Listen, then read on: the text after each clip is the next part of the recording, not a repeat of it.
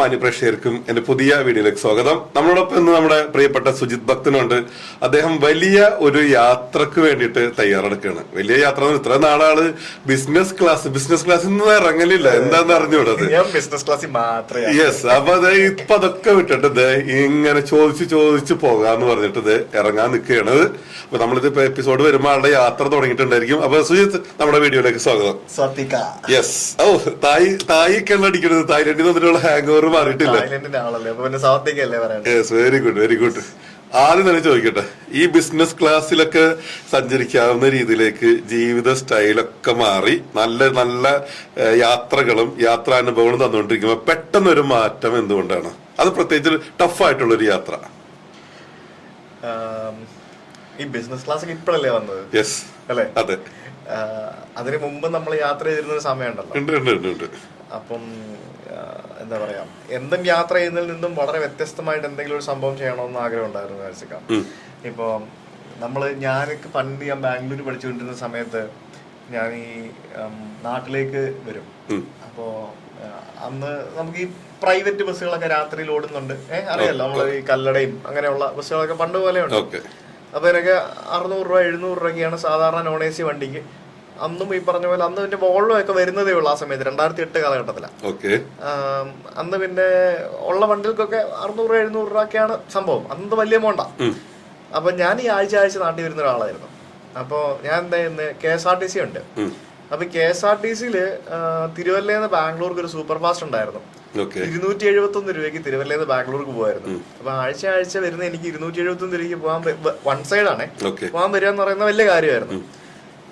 അന്ന് ജനറൽ കമ്പാർട്ട്മെന്റിൽ വരണമെങ്കിൽ 145 രൂപ കൊടുക്കണം. സൂപ്പർ ഫാസ്റ്റ് ആണ് 160 രൂപയും കൊടുക്കണം ജനറൽ കമ്പാർട്ട്മെന്റിൽ. പക്ഷെ ഓവർ നൈറ്റ് അല്ലേ, കാരണം വൈകിട്ട് കോളേജ് കഴിഞ്ഞിട്ട് ഇറങ്ങും, ട്രെയിനിലോ ബസ്സിലോ കയറിയിരിക്കും, രാവിലെ ആകുമ്പോൾ വീട്ടിലെത്തും. എല്ലാ വെള്ളിയാഴ്ചയും വരും, ഈ ഞായറാഴ്ച രാത്രി തിരിച്ചു പോവുകയും ചെയ്യും. എന്നിട്ട് തിങ്കളാഴ്ച രാവിലെ കോളേജിൽ പോകണം. അപ്പൊ അങ്ങനെ യാത്ര ചെയ്യുന്ന സമയത്ത് വീട്ടിൽ നിന്നല്ലേ പൈസ ചോദിക്കേണ്ടത്. പൈസ ചോദിക്കാനുള്ള മടിയൊക്കെ ഉണ്ടോ, നമ്മള് പഠിക്കാൻ പോകുമ്പോ അങ്ങനെയാണല്ലോ. അന്ന് ഈ പറഞ്ഞ പോലെ നമുക്ക് ഈ പറഞ്ഞ പോലെ ബിസിനസ് ക്ലാസ് പോയിട്ട് അച്ഛൻ നടത്തുന്ന കച്ചവടത്തിൽ നിന്നും നമുക്ക് തരുന്ന പൈസയാണ്. നമ്മള് വലിയ റിച്ച് ഫാമിലി ഒന്നും അല്ലല്ലോ, സാധാരണ മിഡിൽ ക്ലാസ്സിലും താഴെയുള്ള ഫാമിലിയായിരുന്നു. അപ്പൊ അന്ന് ഈ യാത്രകൾ നടത്തുന്ന സമയത്ത് നമുക്കൊരു ബുദ്ധിമുട്ടുമില്ല. അന്ന് പിന്നെ ഒരു കാര്യമുണ്ട്, അന്നത്തെ പ്രായത്തിൽ ഇന്നത്തെ പ്രായം വ്യത്യാസമുണ്ട്. അപ്പൊ അന്ന് ധാരാളം യാത്രകൾ നടത്തിയിരുന്നു. അന്ന് ഈ പറഞ്ഞ പോലെ വരുന്നതൊക്കെ ഈ പറഞ്ഞ പോലെ സൂപ്പർ ഫാസ്റ്റിലും പിന്നെ പല ബസ്സുകളിൽ കയറി ഇറങ്ങി വരുമായിരുന്നു. ഇപ്പൊ ചില സമയങ്ങളിൽ വീക്കെൻഡ്സിൽ റിസർവേഷൻ തുടങ്ങി കഴിഞ്ഞപ്പോഴത്തേക്കും ടിക്കറ്റ് കിട്ടാതെ വരും. അപ്പൊ പോണോന്നുണ്ടെങ്കിൽ എന്ത് ചെയ്യും, നിവൃത്തിയില്ല. അപ്പം അവിടെ നിന്ന് നേരെ ബസ് എടുത്തിട്ട് ഹൊസൂര് വരും. ഹൊസൂരിൽ നിന്ന് അടുത്ത ബസ് എടുത്തിട്ട് ചിലപ്പോൾ സേലം പോവും. സേലത്ത് നിന്ന് അടുത്ത ബസ് എടുത്ത് കോയമ്പത്തൂര് വരും. അവിടെ നിന്ന് അടുത്ത ബസ് എടുത്ത് പാലക്കാട് വരും. അങ്ങനെയൊക്കെ യാത്ര ചെയ്തിട്ടുണ്ട് ധാരാളം. അപ്പോ എനിക്കതൊരു പുത്തരിയായിട്ടുള്ളൊരു കാര്യമല്ല. അതായത് യാത്ര ചെയ്യാന്നുള്ളതാണ് കംഫർട്ട് എന്നുള്ളതൊരു ഫോക്കസ്ഡ് അല്ല. കംഫർട്ട് ഇപ്പൊ നമുക്ക് വന്നു തുടങ്ങി കഴിഞ്ഞാൽ പിന്നെ നമ്മൾ അതിലേക്ക് മാറിപ്പോകുന്നുള്ളൊരു ഇതിലാണ്. ഫോർ എക്സാമ്പിൾ ഇപ്പം നിങ്ങൾ ഉപയോഗിക്കുന്ന വണ്ടി MG ആയിരുന്നു, ഹെക്ടർ ആയിരുന്നു. ഇപ്പൊ നിങ്ങൾ ഹൈക്രോസ് എടുത്തു. ഇത് നിങ്ങൾക്ക് നാളെ ഒരു ചെറിയ വണ്ടി ഓടിക്കാൻ ഭയങ്കര ബുദ്ധിമുട്ടായിരിക്കും പേഴ്സണലി. കാരണം നമുക്ക് കംഫർട്ട്, ഈ സുഖം എന്ന് പറയുന്നത് കൂടി വരുന്ന അനുസരിച്ച് നമുക്ക് അതിനോട് പിന്നിലേക്ക് പോകാൻ ഭയങ്കര പാടാ, അല്ലേ? ഇപ്പൊ ഈ ഒരു എന്താ പറയാ, ഒരു ഫെയിം എന്ന് പറഞ്ഞൊരു സംഭവം വൺസ് നമ്മൾ ആസ്വദിച്ചു തുടങ്ങി കഴിഞ്ഞാൽ പിന്നെ നാളെ അത് കിട്ടാണ്ട് വരുമ്പോ ഒരു വിഷമം വരില്ലേ? അതേപോലെയാണ് ഈ കംഫർട്ട് എന്ന് പറയുന്നത്. അപ്പൊ നമ്മുടെ ഒരു സുഖ സൗകര്യം കൂടുന്നതനുസരിച്ച് അത് പിന്നെ ബാക്കിലേക്ക് പോകാൻ ഭയങ്കര പാടാ. നിങ്ങളിപ്പോ ബാക്കിലേക്ക് ഇറങ്ങി അങ്ങനെ പറയാൻ പറ്റില്ല. ഈ ഓരോ യാത്രകളും വ്യത്യസ്തമാണ്. പല രീതിയിൽ യാത്ര ചെയ്യുന്ന ആൾക്കാർ എന്നും പറഞ്ഞുകൊണ്ട് ഞാൻ എന്താ പറയാ, നമുക്ക് യാത്ര ചെയ്യാവുന്ന പരിമിതികൾക്കുള്ളിൽ നിന്നുകൊണ്ട് നമുക്ക് യാത്ര ചെയ്യണം. അപ്പൊ എന്തായാലും മനസ്സിലായി. അപ്പൊ എന്തായാലും ഒരു വേറിട്ട ഒരു യാത്ര ഞാൻ സാധാരണ ചെയ്യുന്നതിൽ നിന്നും വേറിട്ടൊരു യാത്ര, അത്രേ ഉള്ളൂ. അതായത് ഇപ്പം മറ്റത് നമുക്ക് പെട്ടെന്ന് ഫ്ലൈറ്റ് എടുത്ത് പോവാം. ഇത് നമുക്ക് ഫ്ലൈറ്റ് എടുക്കാൻ പറ്റില്ല. അപ്പൊ നമ്മൾ ബൈ റോഡേ പോകാൻ പറ്റുള്ളൂ. അതൊന്നെങ്കിൽ കാറിലോ ട്രെയിനിലോ ബസ്സിലോ ഒക്കെ ആയിരിക്കാം. അപ്പം ടൈം എടുക്കില്ലേ, അതിനനുസരിച്ച് ടൈം എടുക്കും. ടൈം എടുത്ത് ക്ഷമയോടുകൂടി യാത്ര ചെയ്യാനേ പറ്റുള്ളൂ. ചില സിനിമയിലൊക്കെ പറഞ്ഞാല് നമ്മള് ചില നായകന്മാരൊക്കെ പറയാറുണ്ട്, ഞാൻ തിരിച്ചു ചെല്ലാന്ന് വീട്ടിലാരോടും പറഞ്ഞിട്ടില്ല എന്നൊക്കെ പറയാറുണ്ട്. അതുപോലെ ഈ യാത്ര എന്ന് പറയുമ്പോൾ ഇന്ന ദിവസം ഞാൻ തിരിച്ചു വരുമെന്ന് കരുതിയിട്ടാണ് യാത്ര തുടങ്ങാൻ പോകുന്നത്. ഒരിക്കലും അല്ല. കൃത്യമായിട്ട് ഒരു പ്ലാനിംഗ് ഒന്നും എനിക്കൊരു പ്ലാനും ഇല്ല, എനിക്കൊരു അറിയില്ല. ഉദ്ദേശം മനസ്സിൽ എത്ര 5-6 മാസം എന്തായാലും മിനിമം എടുക്കും. 5-6 മാസം എന്തായാലും എടുക്കും. അത് എവിടെ ചെല്ലുന്നോ എന്ന് എവിടെ എത്തുന്നു അങ്ങനത്തെ പ്ലാനൊന്നുമില്ല, ഒരു ചാർട്ടും ചെയ്തിട്ടില്ല. ഇല്ല. ഇപ്പൊ ഞാൻ യാത്രയുടെ പ്ലാൻ ചെയ്തിരിക്കുന്നത്, എന്റെ യാത്ര തുടങ്ങുന്നത് രാവിലെ 6 മണിക്ക് KSRTC ബസ്സിലാണ്. രാവിലെ 6 മണിക്ക് എറണാകുളത്ത് നിന്ന് കോയമ്പത്തൂർക്ക് പോകുന്ന ഒരു ബൈപ്പാസ് റൈഡർ ബസ്സുണ്ട്. അതിൽ ഞാൻ ടിക്കറ്റ് ബുക്ക് ചെയ്തിട്ടുണ്ട് കോയമ്പത്തൂർ വരെ. അത് ബുക്ക് ചെയ്യാൻ കാരണം എന്ന് പറയുന്നത് എനിക്ക് ഫ്രണ്ട് സീറ്റ് കിട്ടണം, അതിന് വേണ്ടി ബുക്ക് ചെയ്യുക. അപ്പൊ അതിന് വേണ്ടി ടിക്കറ്റ് എടുത്തു. കോയമ്പത്തൂർ എന്നിട്ട് ഞാൻ തീരുമാനിക്കും എങ്ങോട്ട് പോകണമെന്നുള്ളത്. അതേയുള്ളൂ. ചെന്നൈക്ക് പോകണോ, ബാംഗ്ലൂർക്ക് പോകണോ, എങ്ങോട്ട് പോകണം എന്നുള്ളത്. എനിക്കൊരു പർട്ടിക്കുലർ ദിവസം എനിക്ക് കാഠ്മണ്ഡുവിൽ എത്തണം എന്ന് പറഞ്ഞ് അവർ അറിയിച്ചിട്ടുണ്ട്. അതനുസരിച്ച് ആ ദിവസം എനിക്ക് കാഠ്മണ്ഡുവിൽ എത്തണം. അതനുസരിച്ച് ഞാൻ പോകും. ഇതപ്പോ ഇതിന്റെ എൻഡ്, അതായത് ഇപ്പൊ യാത്ര തുടങ്ങിയിട്ട് ഞാൻ എവിടെ ചെന്ന് അവസാനിച്ചിട്ട് വീട്ടിലേക്ക് തിരിക്കണം എന്നുള്ളത് ഒരു പ്ലാൻ അങ്ങനെ ഒരു ഫൈനൽ ഡെസ്റ്റിനേഷൻ വേണമല്ലോ. അപ്പൊ അതിനുവേണ്ടിയാണ് ഞാൻ ലണ്ടൻ വെച്ചിരിക്കുന്നത്. അതുകൊണ്ടാണ് കൊച്ചി ടു ലണ്ടൻ അല്ലെ KL ടു UK എന്ന് പറയുന്നത്. അതായത് UK വരെ പോണം എന്നുള്ളതാണ്. ഈ യാത്രയിലുള്ള എങ്ങനെയായിരിക്കും സ്റ്റേ ചെയ്യുക, ഫുഡ് കഴിക്കുക, ഇതൊക്കെ എന്താണ് ഇപ്പൊ പറഞ്ഞ ഇങ്ങനെ ബൈ റോഡ് യാത്ര ചെയ്യാന്ന് പറഞ്ഞു. ഇപ്പൊ താമസം അതൊക്കെ എങ്ങനെ പ്ലാൻ ചെയ്തേക്കണത്? വളരെ ബഡ്ജറ്റ് ഫ്രണ്ട്ലി ആണോ, അത് എന്ത് മോഡൊക്കെ ഉദ്ദേശിച്ചിരിക്കണത്? ഞാൻ അങ്ങനെയൊന്നും പ്ലാൻ ചെയ്തിട്ടില്ല.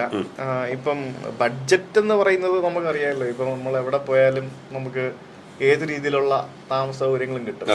നമുക്ക് ഇവിടെ ബഡ്ജറ്റ് ആയിട്ടുള്ള സംഭവം നമ്മൾ യൂറോപ്പിൽ പോകുമ്പോൾ അത് ബഡ്ജറ്റ് ആവൂല. ഞാൻ യൂറോപ്പിൽ എത്തുന്ന സമയം അവിടുത്തെ പീക്ക് സീസൺ ടൈമാണ്. ഒരു ദിവസം ഒരു റൂമിന് എങ്ങനെ ആയാലും ഒരു നല്ല എമൗണ്ട് ആവും. കാരണം അവിടെ ഒരു മിനിമം കോസ്റ്റ് ഉണ്ട്. അത് ഈ കുറച്ച് ബഡ്ജറ്റ് ആവൂല.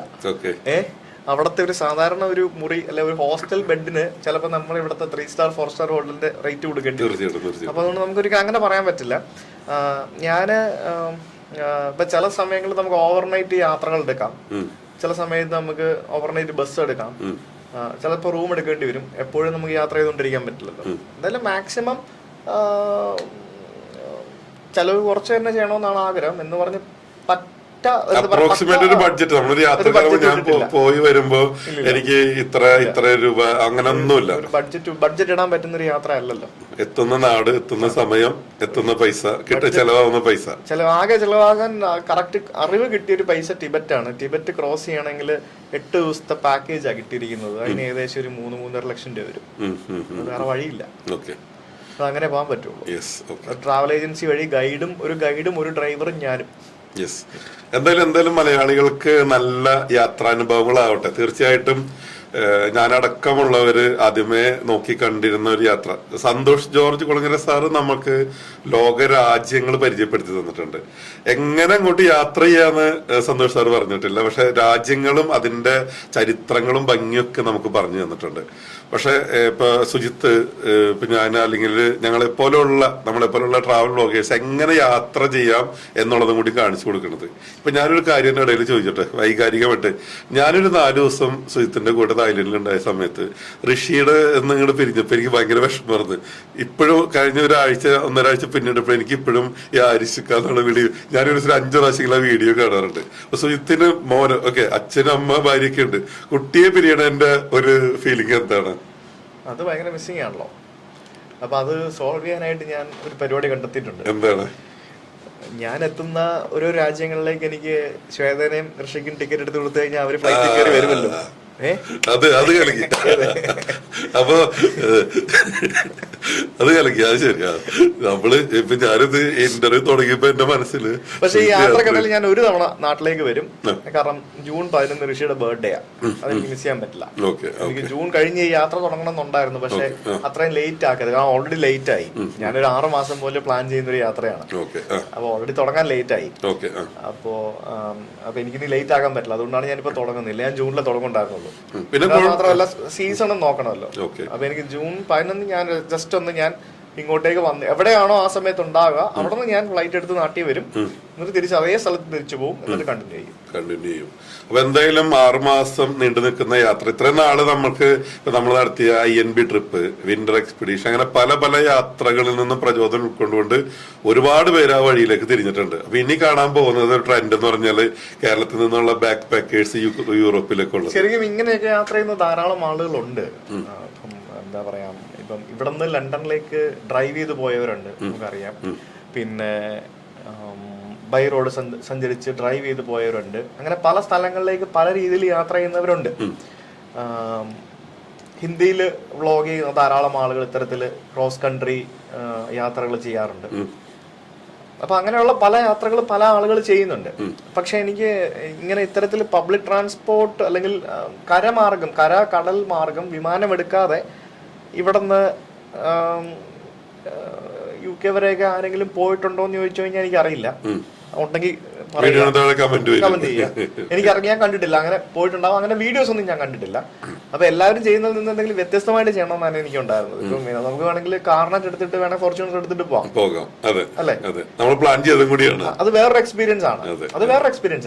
അപ്പം നമുക്ക് കംഫർട്ട് വേണം, നമുക്ക് എന്ത് വേണേൽ ചെയ്യാം, നമുക്ക് എന്ത് സാധനങ്ങളും വേണേ കൊണ്ട്. ഇതൊരു ബാഗ് മാത്രം, ഒരു ബാക്ക് പാക്ക് മാത്രമേ കൊണ്ടാൻ പറ്റുള്ളൂ. ഒരു സൂട്ട് കേസ് പോലും നമുക്ക് കൊണ്ടാൻ പറ്റില്ല. ഇങ്ങനെ യാത്ര ചെയ്യുമ്പോൾ ഇപ്പൊ സൂട്ട് കേസും കൊണ്ട് ഞാൻ ബസ്സിൽ ട്രെയിനിലൊക്കെ വലിഞ്ഞു കയറി പോകാന്ന് പറയുന്നത് ബുദ്ധിമുട്ടല്ലേ? അപ്പൊ ഒരു ബാക്ക് പാക്ക് മാത്രമായിട്ടാണ് പോകുന്നത്. എന്തൊക്കെ ഉണ്ടാവും ബാഗിൽ? അത് ഞാനൊരു വീഡിയോ എടുത്തിട്ടുണ്ട്. അപ്പൊ ഒരു ബാഗ് മാത്രമായിട്ട് യാത്ര പോകുന്നത്. പാക്ക് ചെയ്ത് വെച്ചിട്ട് 3-4 ദിവസമായി.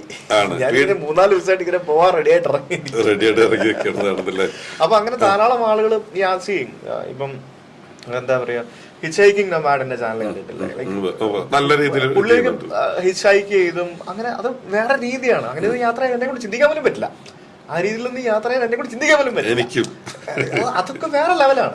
ഫസ്റ്റ് ഓഫ് ഓൾ നമ്മൾ ആ പ്രായം കഴിഞ്ഞു. 10-36 വയസ്സായില്ലേ? പ്രായമായി. നമുക്ക് ആ പ്രായത്തിലേക്ക് എത്തിപ്പോയി ആ രീതിയിൽ ആ പ്രായത്തിൽ നമ്മൾ യാത്ര ചെയ്തിരുന്നു. അതേപോലെ അന്ന് നമുക്ക് യൂട്യൂബും കാര്യങ്ങളൊന്നും ഇല്ലായിരുന്നു. പക്ഷെ അങ്ങനെ ഇപ്പം അങ്ങനെയൊന്നും യാത്ര ചെയ്യാൻ എനിക്ക് ചിന്തിക്കാൻ പോലും പറ്റില്ല. എനിക്ക് പറ്റില്ല ബേസിക്കലി. അപ്പോ അതുകൊണ്ട് നമുക്ക് ആ വഴിക്ക് പോകണ്ട. പക്ഷെ എന്നാലും നമുക്ക് നമ്മുടെ കംഫർട്ട് സോണിൽ നിന്നുകൊണ്ട്, എന്നാൽ നിലവിലുള്ള കംഫർട്ട് വിട്ടിട്ട് കുറച്ച് കോംപ്രമൈസ് ഒക്കെ ചെയ്തിട്ട് നമുക്ക് എങ്ങനെ യാത്ര ചെയ്യാൻ പറ്റും എന്നുള്ളതാണ് ഞാൻ ആലോചിക്കുന്നത്. ഇപ്പൊ ഞാൻ ചെയ്യാൻ പോകുന്ന ഒരു യാത്ര, ആ യാത്ര കണ്ടിട്ട് ഒരു 60 വയസ്സുള്ള ഒരു വ്യക്തിക്കും വേണമെങ്കിൽ ഇതേപോലെ UK പോവാം. മനസ്സിലായി? അങ്ങനെ അതാണ് ഞാൻ ഉദ്ദേശിക്കുന്നത്. അപ്പൊ ചോദിച്ചു പോകാന്നുള്ളതൊരു ട്രെൻഡൊക്കെ തീരുമാനിച്ചിട്ടുണ്ടെന്നുള്ളത്. ഓക്കെ, ഇനി എന്റെ ഒരു ചോദ്യം, ഈ യാത്ര ഇപ്പൊ സുഹൃത്ത് പ്ലാൻ ചെയ്യുമ്പോഴേ എന്തായിരുന്നാലും ഒന്നും കാണാതെ യാത്രയില്ല, ഒരു കാൽക്കുലേഷൻ ഉണ്ടാവും ഇങ്ങനെ എന്നുള്ളത്. ഈ യാത്രയിൽ ഫേസ് ചെയ്യാൻ പോകുന്ന പ്രോബ്ലംസ്, ഇപ്പൊ നമ്മളൊരു വഴിക്ക് പോകുമ്പോ സമയത്ത് നമ്മൾക്ക് ഉണ്ടാവല്ലോ, ഇന്ന സ്ഥലത്ത് ടഫ് ആയിരിക്കും, അല്ലെങ്കിൽ ഇന്ന പ്രശ്നങ്ങൾ, എന്തൊക്കെ പ്രോബ്ലംസ് ആയിരിക്കും ഒന്ന് ഫോർകാസ്റ്റ് ചെയ്യുമ്പോൾ മനസ്സിലേക്ക് വന്നേക്കുന്നത്? ഞാനത് കണ്ടൊരു പ്രോബ്ലം എന്ന് പറയുന്നത് ബോർഡർ ക്രോസിംഗ് ആണ്. അത് പ്രത്യേകിച്ച് ബോർഡർ ക്രോസിംഗ് ബുദ്ധിമുട്ട് വരാൻ സാധ്യതയുള്ളത് സെൻട്രൽ ഏഷ്യൻ രാജ്യങ്ങളിലാണ്, യൂറോപ്പിലല്ല. അപ്പൊ യൂറോപ്പിൽ നമ്മൾ വൺസ് കയറി കഴിഞ്ഞാല് രാജ്യങ്ങളില്ലല്ലോ, ബോർഡറും കാര്യങ്ങളൊന്നും ഇല്ല. Like you are free to go anywhere. അത് മാത്രമല്ല, യൂറോപ്പിൽ ഞാൻ 2 തവണ പോയപ്പോഴും എനിക്ക് ബോർഡർ ക്രോസിംഗ് വളരെ ഈസി ആയിരുന്നു. നമുക്ക് വേറെ കാര്യമായിട്ടുള്ള പ്രശ്നങ്ങളൊന്നും എവിടെ ഉണ്ടായിരുന്നില്ല. പക്ഷെ സെൻട്രൽ ഏഷ്യൻ രാജ്യങ്ങൾ എന്ന് പറയുമ്പോൾ അത് കുറച്ച് ഡിഫിക്കൽട്ടാണ്. ഒന്നാമത് നമ്മള് as an Indian passport holder നമുക്ക് ചൈനയിലേക്ക് ബൈ റോഡ് പ്രവേശിക്കുന്നത്, പ്രത്യേകിച്ച് ടിബറ്റ് വഴി പ്രവേശിക്കുന്നത് ഒരു വെല്ലുവിളി തന്നെയാണ്. അപ്പൊ അതുകൊണ്ടാണ് അവിടെ നമുക്ക് ഒരു പാക്കേജ് എടുത്തിട്ട് അവരുടെ ഗൈഡിന്റെ ഒപ്പം പോകണം എന്നുള്ള ഒരു സംഭവം അവർ അനൗൺസ് ചെയ്തിരിക്കുന്നത്. അതിന് ഒരു സിമ്പിൾ എക്സാമ്പിൾ പറയുകയാണെങ്കിൽ, ഇപ്പൊ ഒരു ചൈനക്കാരനായിട്ടുള്ള ഒരു വ്യക്തി അല്ലെങ്കിൽ ഒരു പാകിസ്ഥാൻ സ്വദേശി നമ്മുടെ ലഡാക്കിലോ അല്ലെങ്കിൽ കശ്മീരിലോ ഒക്കെ യാത്ര ചെയ്യാൻ വരുമ്പോ എങ്ങനെ ഉണ്ടാവും, അതേപോലെയാണ് നമ്മൾ ടിബറ്റിലേക്ക് പോകുമ്പോൾ. അത് നമ്മൾ ഇവിടെ നിന്ന് നേപ്പാളിൽ പോയിട്ട് ഒരു 3rd കൺട്രിയിലേക്കാണ് പ്രവേശിക്കുന്നത്. അപ്പൊ അതിന്റെ കുറച്ച് ഡിഫിക്കൽട്ടീസ് ഉണ്ട്. പക്ഷെ അത് ഡൂവബിൾ ആണ്, പ്രശ്നമൊന്നും ഇല്ല എന്നാണ് അറിയാൻ കഴിഞ്ഞത്. പിന്നെ റഷ്യ വിമാനത്തിൽ പോയപ്പോ തന്നെ ഇമിഗ്രേഷനിൽ അവര് 2-3 തവണ പോയിട്ട് എന്നെ എടുത്തിട്ട് കുറഞ്ഞിട്ടുണ്ട്. അത് സ്റ്റിക്കർ വിസ ആയിരുന്നു. പക്ഷെ ഇപ്പൊ ഈ വിസയാണ്. ഈ വിസ എന്ന് പറയുമ്പോൾ നമുക്ക് ഒരു ചലഞ്ച് എന്ന് പറയുന്നത് ആകെ 16 ദിവസത്തെ വിസയെ കിട്ടുള്ളൂ. 16 ദിവസം കൊണ്ട് റഷ്യയുടെ ഒരറ്റം മുതൽ അങ്ങേ അറ്റം വരെ പോലും നമുക്ക് ബൈ റോഡ് പോകാൻ പറ്റില്ല. അതൊരു വെല്ലുവിളിയാണ്. പിന്നെ അപ്പൊ ഇടയ്ക്ക് റഷ്യയിൽ നിന്ന് എക്സിറ്റ് എടുത്തിട്ട് വീണ്ടും നമ്മൾ വിസ അപ്ലൈ ചെയ്ത് ഈ വിസ അപ്ലൈ ചെയ്ത് എടുക്കണം. അങ്ങനെ തന്നെ ചെയ്യും. അതോ പറ്റാത്തടത്ത് ഫ്ലൈറ്റ് ഉപയോഗിച്ച് ക്രോസ് ചെയ്തിട്ട് കിടക്കൂല? ഇല്ല, പരമാവധി നിവൃത്തി ഉണ്ടെങ്കിൽ ഫ്ലൈറ്റ് എടുക്കാതെ തന്നെ നോക്കും. ഒരു യാത്ര കണ്ടിന്യൂ ചെയ്യാൻ. ഇപ്പൊ ഫ്ലൈറ്റ് എടുക്കാതെ ഇപ്പൊ ബെലാറസിൽ നമുക്ക് ലാൻഡ് ബോർഡർ വഴി പോയാൽ നമുക്ക് എൻട്രി കിട്ടില്ല. ഫ്ലൈറ്റ് എടുത്ത് പോയാൽ മാത്രമേ വിസ ഓൺ അറൈവൽ കിട്ടുള്ളൂ. വിസ ഓൺ അറൈവൽ അല്ല, നമുക്ക് UK അല്ലെങ്കിൽ ഷെങ്കൻ ഉള്ളവർക്ക് അവിടെ വിസ ഇല്ലാതെ പോകുന്ന ഫെസിലിറ്റി വിമാനം വഴി പോയാൽ മാത്രമേ ഉള്ളൂ എന്നാണ് എന്റെ അറിവ്. അതുകൊണ്ട് ഞാൻ ബെലാറസിൽ പോകാൻ സാധ്യത കുറവാണ്. കാരണം ബെലാറസ് പോകാൻ പറ്റില്ല എന്നാ ഞാൻ അറിഞ്ഞത്. പോയി നോക്കിയാൽ ചിലപ്പോ അറിയില്ല എങ്ങനെയാണെന്നുള്ളത്. അപ്പൊ അങ്ങനെ കുറച്ച് ചെറിയ പ്രോബ്ലംസ് ഉണ്ട്. അത് സെൻട്രൽ ഏഷ്യൻ രാജ്യങ്ങളിലാണ് കൂടുതലുള്ളത്. അപ്പം റഷ്യ അങ്ങനത്തെ ഒരു ചെറിയൊരു സീനുള്ളൊരു സ്ഥലമാണ്. ഓക്കെ. അപ്പം ഇതൊക്കെ രസമല്ലേ, രസമായിട്ടിരിക്കുന്നത്. വേറെ ഈ ഇപ്പൊ ഹെൽത്ത് ഇത്രയും വലിയൊരു യാത്ര ആകുമ്പോൾ നമ്മൾ ഒത്തിരി കോൺഷ്യസ് ആയിരിക്കും, ഹെൽത്ത് കോൺഷ്യസ് ആവേണ്ടതുണ്ട്. അപ്പൊ ഈ യാത്രയിലുള്ള ഈ ഹെൽത്ത് കോൺഷ്യസ് അതിനുള്ള പ്രിക്കോഷൻസ് അല്ലെങ്കിൽ ഞാൻ ഇന്ന പോലെ ആയിരിക്കും ചെയ്യുന്നത്, അങ്ങനെ എന്തെങ്കിലുമൊക്കെ പ്ലാനുകളും കാര്യങ്ങളൊക്കെ ഉണ്ട്. ഇപ്പൊ ഉദാഹരണത്തിന് ഇപ്പൊ ഭക്ഷണം ആയിക്കോട്ടെ, അങ്ങനെ ആയിക്കോട്ടെ, ഇങ്ങനെ ആയിക്കോട്ടെ, അതിനൊക്കെ എന്തെങ്കിലും പ്ലാനുകൾ എന്തെങ്കിലും വെച്ചിട്ടുണ്ടോ? ഭക്ഷണം ഈ യാത്ര കഴിയുമ്പോഴത്തേക്കിനും എനിക്ക് എന്റെ വെയിറ്റ് ഒക്കെ ഒന്ന് കൺട്രോൾ ചെയ്തൊരു 65 കിലോ ആക്കണമെന്ന് ഭയങ്കര ആഗ്രഹമുണ്ട്. ഇപ്പൊ എത്രയുണ്ട്? ഇപ്പൊ 73-74 കിലോ ഉണ്ടാവും. അതെന്തായാലും കുറഞ്ഞോളൂ. ഇതുപോലെ യാത്ര ചെയ്യണമെങ്കിൽ അതിലും തഴക്കും ഒരു പക്ഷെ വെയിറ്റ് കുറയാതിരിക്കാന്നുള്ളതാണ്. ഞാനിപ്പോ കഴിഞ്ഞൊരു മാസമായിട്ട് നാട്ടില് വീട്ടിൽ നിന്നിട്ടാണ് ഇത്ര വെയിറ്റ് കൂടിയത്. ഞാനിത് കുറച്ച് 69 കിലോ വരെ ആക്കിയതാ. ഞാൻ ആ ന്യൂസിലൻഡൊക്കെ പോയ സമയത്ത് വന്ന സമയത്ത് ഞാൻ ഇച്ചിരി മെലിഞ്ഞായിരുന്നു. അതെ അതെ, കുറച്ച് ഷർട്ടൊക്കെ ഇട്ട് കുറെ വെറൈറ്റി ഫോട്ടോസ് ഒക്കെ കേറുന്നില്ല. Okay okay. അപ്പൊ എന്തായിരുന്നാലും തീർച്ചയായിട്ടും വലിയൊരു എക്സ്പീരിയൻസ്. ഇപ്പൊ ഞാനൊക്കെ വളരെ ത്രില്ലോടുകൂടി നോക്കിക്കാണും. കാരണം എനിക്ക് പറ്റില്ല, നമ്മുടെ ബിസിനസ്സിൻ്റെതായിട്ടുള്ള തിരക്കുകൾ വെച്ചിട്ട് ഇങ്ങനെ നമുക്ക് കുറച്ച് കംഫർട്ട് സോണിൽ യാത്ര ചെയ്ത് പ്രേരിപ്പിക്കുക എന്നുള്ളതാണ്. എന്തായാലും പുതിയ ഒരു ട്രെൻഡാണ് മലയാളികളുടെ ഇടയിലേക്ക്. കാരണം പ്രത്യേകിച്ച് ആ അന്നത്തെ INB ട്രിപ്പുകളൊക്കെ ഇന്നും ഇത്രയും വർഷങ്ങൾ പിന്നിടുമ്പോഴും ആൾക്കാർ എവിടെ ചെന്നാലും നമ്മൾ ഐഡന്റിഫൈ ചെയ്യുമ്പോൾ പറയുന്നത് INB ട്രിപ്പ്, അല്ലെങ്കിൽ ഞങ്ങളത് ഫോളോ ചെയ്ത് പോയിട്ടുണ്ടായിരുന്നു എന്നൊക്കെ പറയുമ്പോൾ ഒരു സന്തോഷമുണ്ട്. അത് ഇനി നമ്മൾ കാണാൻ പോകുന്നത് ഈ ട്രിപ്പിൽ നിന്ന് ആൾക്കാരെ ഇൻസ്പയർ ചെയ്തുകൊണ്ട് ഇത്തരം യാത്രകളായിരിക്കും അത്. അപ്പൊ യാത്രകൾ ചെയ്യാൻ ആഗ്രഹിക്കുന്നവരുണ്ട്. ഇപ്പൊ ബൈ റോഡ് ആയിക്കോട്ടെ, ഇപ്പൊ സുജിത്ത് ചെയ്യാൻ പോകുന്ന ഇപ്പൊ ഇത് ചോദിച്ചു പോകാം, ഈ കൺസെപ്റ്റിലായിക്കോട്ടെ, എന്താണ് പറയാനുള്ളത്? ഒത്തിരി ആൾക്കാർ ശ്രദ്ധാപൂർവം വീക്ഷിക്കുന്ന ഒരു കാര്യമാണ്. പ്രേക്ഷകരോട് അല്ലെങ്കിൽ യാത്ര ചെയ്യാൻ ആഗ്രഹിക്കുന്നവരോട് എന്താണ് പറയാനുള്ളത് നിങ്ങളുടെ ഒരു എക്സ്പീരിയൻസ് നിന്നുകൊണ്ട്? ഇല്ല, ഇതൊരു മൈൻഡാണ്, ഒരു മൈൻഡ് സെറ്റാണ്. ഒരു പ്രത്യേക മൈൻഡ് സെറ്റ് ഉണ്ടെങ്കിൽ മാത്രം ഈ യാത്രകളൊക്കെ പോകാൻ പറ്റുള്ളൂ. വെറുതെ ഒരു ഫ്ലൈറ്റ് എടുത്ത് ഒരു സ്ഥലത്തേക്ക് പോവുക എന്ന് പറയുന്നത് കുറച്ചുകൂടി ഈസി ആയിട്ടുള്ളൊരു കാര്യമാണ്. പക്ഷേ ഇങ്ങനെയുള്ളൊരു യാത്ര കുറച്ച് ഡിഫിക്കൽട്ടാണ്. അത് ഈ പറഞ്ഞ പോലെ നമുക്ക് നമ്മുടെ സാമ്പത്തികം, നമ്മുടെ കംഫർട്ട് സോൺ, നമ്മുടെ ആരോഗ്യം എല്ലാം വെച്ചിട്ട് നമുക്കത് നമുക്ക് പറ്റുന്ന രീതിയിൽ ഡിസൈൻ ചെയ്ത് കൊണ്ടുപോകാവുന്നതാണ് എന്നാണ് ഞാൻ മനസ്സിലാക്കിയിരിക്കുന്നത്. ഇപ്പോൾ ഞാൻ ബാംഗ്ലൂർ പഠിച്ചുകൊണ്ടിരിക്കുന്ന സമയത്ത് ഞാൻ ബൈക്ക് ഓടിക്കുമായിരുന്നു. ഞാൻ ബൈക്കും കൊണ്ട് ഞാൻ പല സ്ഥലങ്ങളിലും പോയിട്ടുണ്ട്. ആ സമയത്ത് 2008 അപകടം അടുപ്പിച്ചായി ഞാൻ പിന്നെ വിട്ടതാണ്. അപ്പം അന്ന് ബൈക്ക് 10-15 കിലോമീറ്റർ ഒക്കെ ഓവർ നൈറ്റ് ഒക്കെ ബൈക്ക് ഓടിച്ചുകൊണ്ടിരുന്ന ആളാണ് ഞാൻ. അപ്പൊ എനിക്കിപ്പോ അത് പറ്റില്ല. എനിക്കിപ്പോ അത് പേഴ്സണലി പറ്റില്ല. ഞാൻ നേരത്തെ പറഞ്ഞ റീസൺ ആണ് അതിന്റെ 2 റീസൺ. ഒന്ന് പ്രായം കൂടി വരുമ്പോൾ ഉള്ള പ്രശ്നം, 2 നമ്മൾ കംഫർട്ട് സോണിന്റെ പ്രശ്നം. അപ്പോൾ തുടക്കത്തിൽ എനിക്ക് കുറച്ച് ബുദ്ധിമുട്ടായിരിക്കും, എനിക്കറിയാം. പിന്നെ അത് മാത്രമല്ല, ഇപ്പം എല്ലായിടത്തും ചൂടാണ്. ആ ചൂടിന്റെ വെല്ലുവിളികൾ ഉണ്ടാവും, കാലാവസ്ഥ പ്രശ്നങ്ങൾ. പക്ഷെ ഓവർകം ചെയ്ത് മുന്നോട്ട് പോകാൻ പറ്റണമെന്നാണ് ഞാൻ ആഗ്രഹിക്കുന്നത്. പക്ഷെ ഇത് നമുക്ക് മനസ്സുണ്ടെങ്കിൽ നമുക്ക് എന്തും ചെയ്യാവുന്നേ. തീർച്ചയായിട്ടും അത്രേ ഉള്ളൂ. മൈൻഡ് സെറ്റാണ്. ഇപ്പൊ എനിക്ക് ബൈക്ക് ഓടിക്കാൻ അത്ര ആഗ്രഹം ഉണ്ടെങ്കിൽ എനിക്ക് തീർച്ചയായും ഓടിക്കാൻ പറ്റും എന്ന് തന്നെയാണ് ഞാനും വിചാരിക്കുന്നത്. പറ്റുമായിരിക്കും ഇല്ലേ? തീർച്ചയായിട്ടും തീർച്ചയായിട്ടും മൈൻഡ് സെറ്റാണ് പ്രധാനം. തീർച്ചയായിട്ടും ഏതൊരു യാത്രയുടെ ഇപ്പൊ മല കയറാൻ പോകുന്നവരായിക്കോട്ടെ, സ്വിമ്മിങ് ആയിക്കോട്ടെ, എത്ര അഡ്വഞ്ചറസ് ആക്ടിവിറ്റീസ് ഒക്കെ ആൾക്കാർ ചെയ്യുന്നത്, എല്ലാം മൈൻഡ് സെറ്റാണ്. മൈൻഡ് സെറ്റാണ് പ്രധാനം. ഇനി എന്നിരുന്നാലും ഈ യാത്രകളെ കുറിച്ച് പറയുമ്പോൾ 3 വിഭാഗം ആൾക്കാരുടെ പ്രാർത്ഥനക്ക് ദൈവം പെട്ടെന്ന് ഉത്തരം കൊടുക്കുമെന്ന് പറയും. അതിനകത്തൊന്ന് മാതാവിന്റെ പ്രാർത്ഥന, നമ്മുടെ അമ്മമാര് മക്കൾക്ക് വേണ്ടി പ്രാർത്ഥിക്കുന്ന പ്രാർത്ഥന. 2 മർദ്ദിതന്റെ പ്രാർത്ഥന, ആരെങ്കിലും മാനസികമായിട്ട് ശാരീരികമായിട്ടോ അനാവശ്യമായിട്ട് മർദ്ദിക്കപ്പെട്ടാൽ അവരുടെ പ്രാർത്ഥന. അതിനെ നമ്മൾ അറിയാണ്ട് പോലും ഒരാളെ കാലിൽ തട്ടമുട്ട നമ്മൾ സെക്കൻഡ് നമ്മൾ സോറി പറഞ്ഞ് നമ്മളത് പൊരുത്തപ്പെടിക്കുന്നത്. 3ാമത്തെ വിഭാഗം യാത്രക്കാരനാണത്. യാത്ര എന്ന് പറയുന്നത് എപ്പോഴും നമ്മുടെ കംഫർട്ട് സോണിൽ നിന്ന് മാറിയിട്ടുള്ളതാണത്. അത് നമ്മൾ ഫ്ലൈറ്റ് ആയിക്കോട്ടെ, ഏത് മോഡ് ഓഫ് ഇതായിക്കോട്ടെ, നമ്മൾ ജീവിച്ചു വരുന്ന സാഹചര്യത്തിൽ നിന്ന് മാറിപ്പോകുന്നതാണ്. സോ യാത്രക്കാരന്റെ പ്രാർത്ഥനയ്ക്ക് എപ്പോഴും ഭയങ്കര പ്രാധാന്യം ഉണ്ടെന്നാണ് പറയണത്. തീർച്ചയായിട്ടും ഞാൻ എൻ്റെ യാത്രകളിലൊക്കെ ഞാൻ എപ്പോഴും പറയും, തായ്ലൻഡ് യാത്രയിൽ ഈ ബസ് നിറച്ച ആൾക്കാരെ തന്നെ എന്ന് പറയുമ്പോൾ ബസ് തരാറുണ്ട്. അതുപോലെ സുജിത്ത് യാത്രയിൽ എന്തായിരിക്കും അങ്ങനെ ദൈവോത്തരം തരുമെങ്കിൽ സുജിത്ത് എന്തായിരിക്കും യാത്രകളിൽ പ്രാർത്ഥിക്കുന്നത്? ഒരു പ്രതീക്ഷിക്കാത്തൊരു ചോദ്യം തോന്നി അല്ലെ? എന്തായിരിക്കും സുജിത്തിന്റെ യാത്രയിൽ സുജിത്ത് പ്രാർത്ഥിക്കുമ്പോൾ എന്തായിരിക്കും? യാത്രയാണല്ലോ, നീണ്ടു നിൽക്കുന്ന യാത്ര, അപകടങ്ങളൊന്നും കൂടാതെ ലക്ഷ്യസ്ഥാനത്ത് എത്തണേ എന്ന് മാത്രമേ പ്രാർത്ഥനയുള്ളൂ. എത്ര മാത്രമേ ഉള്ളൂ. ഇത് അത്ര തന്നെ. ഓക്കെ, വളരെ ചുരുങ്ങിപ്പോയില്ല ആഗ്രഹം. അതാണല്ലോ നമ്മൾ സേഫ് ആയിട്ട് ഇപ്പൊ എനിക്ക് ഒരു വിമാനത്തിൽ കയറുമ്പോഴും അത് ടേക്ക് ഓഫ് ചെയ്യുമ്പോഴും ലാൻഡ് ചെയ്യുമ്പോഴും വരെ എത്ര യാത്ര ചെയ്ത ഒരാളാണ് ദൈവമേ പ്രാർത്ഥിക്കല്ലേ ഒന്ന് സുരക്ഷിതമായിട്ട് ലാൻഡ് ചെയ്യണേ. അതെ അതെ അതെ അതെ അതെ. എപ്പോഴും അത് നമ്മുടെ മനസ്സിൽ നമ്മൾ ആരായിരുന്നാലും ഞാനും അങ്ങനെ തന്നെയാണ്, പഠിച്ചവനെ കാത്തോളണം എന്നുള്ളൊരു ഇതുണ്ട്. കാരണം അതൊരു പിന്നെ നമ്മുടെ കയ്യിലല്ല കാര്യങ്ങളൊക്കെ.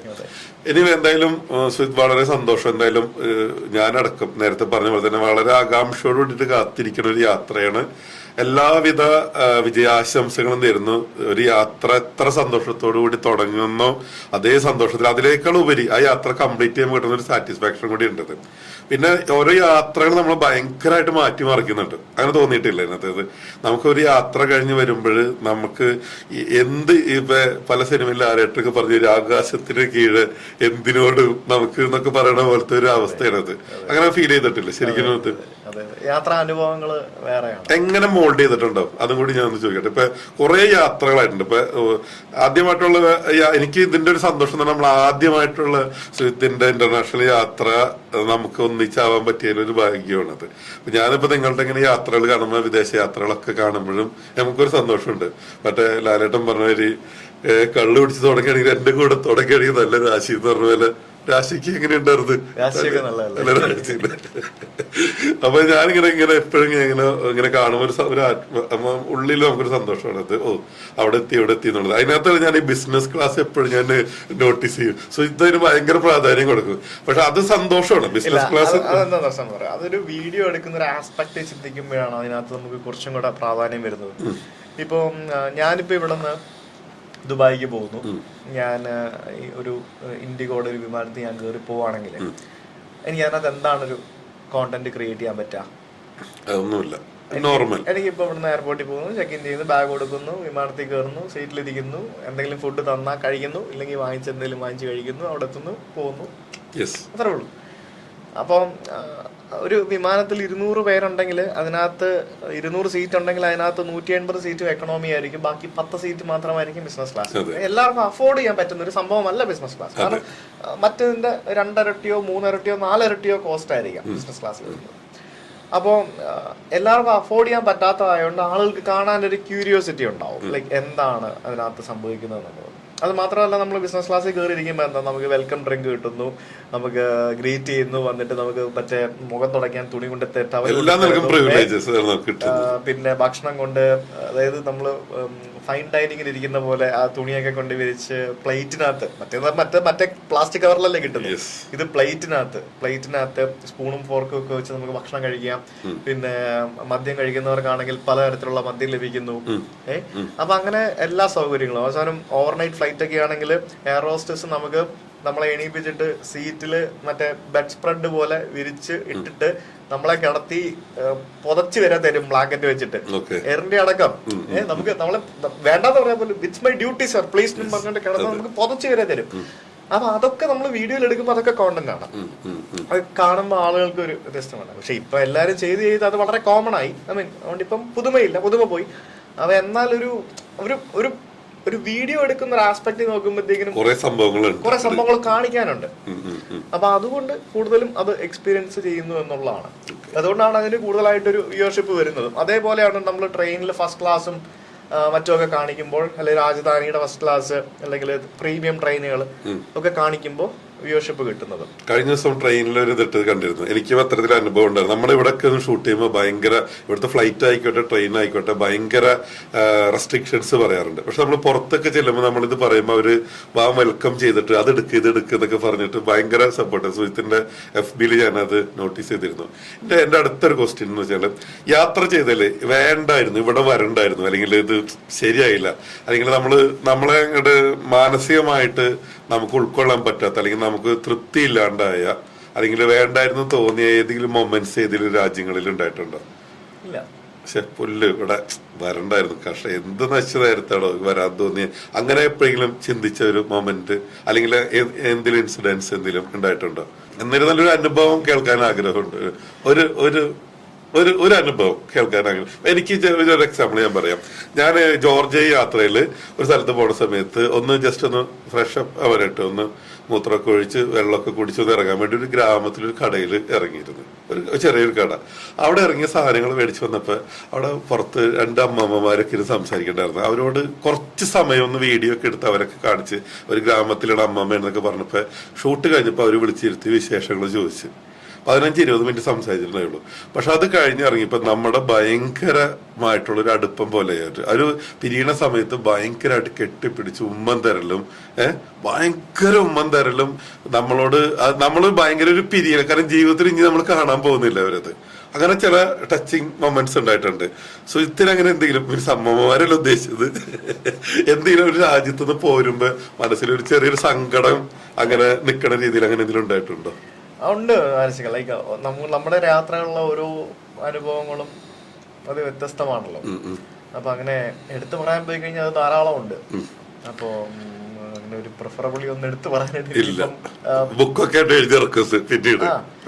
അതായത് നല്ല അനുഭവങ്ങളും മോശം അനുഭവങ്ങളൊക്കെ ധാരാളം ഉണ്ടായിട്ടുണ്ട്. നല്ല മനുഷ്യരെ ഈ പറഞ്ഞ പോലെ മീറ്റ് ചെയ്തിട്ടുണ്ട്. ചില സമയത്ത് വീഡിയോ എടുക്കാറുണ്ട്, വീഡിയോ എടുക്കാതെയുള്ള അനുഭവങ്ങളുണ്ട്. അപ്പൊ അത് ഓരോന്നും വ്യത്യസ്തമാണ്. അപ്പൊ അത് പെട്ടെന്ന് ഒരെണ്ണം എടുത്ത് പറയാനൊക്കെ പറഞ്ഞപ്പോഴത്തേക്ക് നമ്മളതിന് ഒട്ടും പ്രിപ്പയർ അല്ല. നമ്മള് വന്നപ്പോ ഇതിന്റെ യാത്രക്ക് വേണ്ടിട്ട് ഞാൻ അടുത്ത ദിവസം യാത്ര പോവുകയാണ് എന്നൊന്ന് പറയാൻ വന്ന സമയത്ത് ഞാനിവിടെ നമ്മുടെ സ്റ്റുഡിയോ ഓഫീസ് കം സ്റ്റുഡിയോ ഉള്ള സുഹിത്തെ ഒന്ന് സംസാരിക്കാന്ന് പറ്റി ഇരുത്തിയതാണ്. സുഹിത്ത് പോലും ഒട്ടും എക്സ്പെക്ട് ചെയ്യാത്തതൊക്കെ ഞാൻ ചോദിക്കുന്നത് എനിക്കറിയാം, എനിക്ക് ഫേസ് ചെയ്ത് എനിക്കറിയാം. എനിവേ ഒരു ക്വസ്റ്റ്യൻ കൂടി ചോദിച്ചിട്ട് നമ്മളിത് നിർത്തിയെടുത്ത് ഏതെങ്കിലും മൊമെന്റ് ഷൂട്ടിംഗ് തടസ്സപ്പെടുത്തിയൊരു മൊമെന്റ് പറയാമോ? നമ്മൾ വളരെ സീരിയസ് ആയിട്ട് എടുത്തോണ്ടിരിക്കുന്ന സമയത്ത് ഇവിടെ ഷൂട്ട് ചെയ്യാൻ പറ്റില്ല എന്ന് പറഞ്ഞിട്ട് നമ്മൾ ആഗ്രഹിച്ച ഒരു കാര്യം പ്രേക്ഷകരിലേക്ക് എത്തിക്കുന്ന ഒരു ആഗ്രഹം തടസ്സപ്പെടുത്തിയ ഒരു മൊമെന്റ് യാത്രയിൽ അങ്ങനെ എന്തെങ്കിലും സിറ്റുവേഷൻ ഉണ്ടായിട്ടുണ്ടോ? ഞാൻ പൊതുവെ വീഡിയോ എടുക്കാൻ പെർമിഷൻ ഉള്ള സ്ഥലങ്ങളിലാണ് കൂടുതലും യാത്ര ചെയ്യാറുള്ളതും എടുക്കാറുള്ളതും. എടുക്കാൻ ബുദ്ധിമുട്ടുണ്ട് എന്ന് പറയുകയാണെങ്കിൽ നോർമലി അവിടെ പോകാൻ അല്ല, എനിക്ക് എക്സ്പീരിയൻസ് ചെയ്യണം എന്ന് മാത്രം തോന്നുകയാണെങ്കിൽ മാത്രം ഞാൻ പോയി കണ്ടിട്ട് വരുന്നൊരു സംഭവമാണ്. എനിക്ക് വളരെയധികം വിഷമം ഉണ്ടാക്കിയ ഒരു ഇൻസിഡന്റ് എന്ന് പറയുന്നത്, പൊതുവെ നമ്മൾ ഇത്ര വിദേശ രാജ്യങ്ങളൊക്കെ പോകുമ്പോൾ അങ്ങനത്തെ പ്രശ്നങ്ങളൊന്നുമില്ല. കാരണം നമുക്കറിയാം, നമ്മൾ പുറത്തൊക്കെ പോയി കഴിഞ്ഞാൽ എയർപോർട്ടുകളിൽ പോലും സ്പെഷ്യലായിട്ട് ഫോട്ടോ എടുക്കുന്നവർക്ക് വേണ്ടി ഒരു പർട്ടിക്കുലർ ഏരിയ, ഒരു ഗാലറി ഉണ്ടാവും. റൺവേയുടെ സൈഡിൽ അവർക്ക് വേണ്ടി ഒരു സ്ഥലങ്ങളുണ്ടാവും. അപ്പൊ അങ്ങനെയൊക്കെയുള്ള പല സംഭവങ്ങളും പല രാജ്യങ്ങളിലും നമുക്കുണ്ട്.